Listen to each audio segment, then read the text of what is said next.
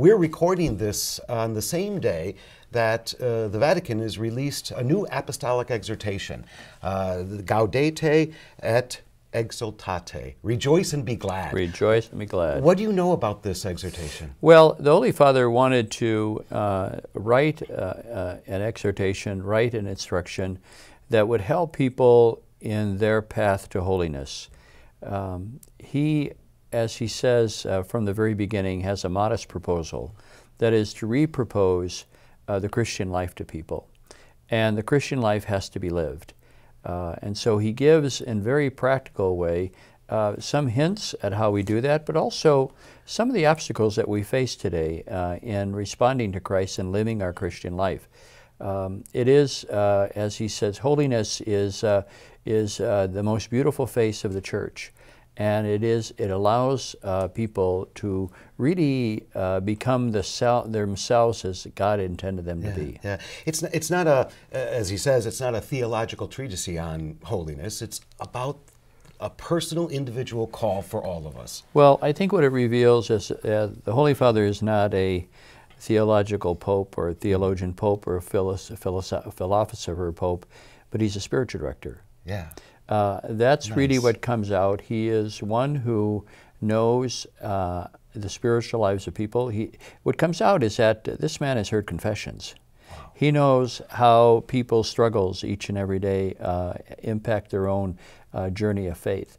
And so he gives, I think, a very wonderful, practical way to live out our Christian life that I think it's very readable.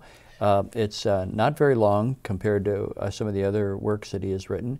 And it's it's one of the things where I think people can be able to pick up and digest without too much difficulty. Yeah, he's noted in one of the chapters signs of holiness in the world. And they were things like perseverance, patience, meekness was one. Joy and a sense of humor as a sign of holiness. That's right. I love that. Having a sense of humor. Yeah. Boldness and passion in community and in constant prayer. Mm-hmm. So the signs of holiness in the world that really are attainable. I mean, we can do that. Well, and he also has a wonderful meditation on the Beatitudes.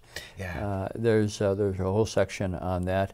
But he also warns, too, against how sometimes we're finding in Catholic media, but also blog posts and in the internet, some very troubling tendencies where you begin to see that people are very mean-spirited in the things that they say, the way that they treat others. They can do it almost anonymously or in a way that does not invite dialogue. And so he warns against some things that we see sometimes, even on Catholic television programs or on Catholic websites. Mm-hmm. And even supposedly Catholic periodicals or newspapers that really injure the body of Christ, and so he warns against that. Yeah. Rejoice and be glad. Needed right. exhortation. Very much so.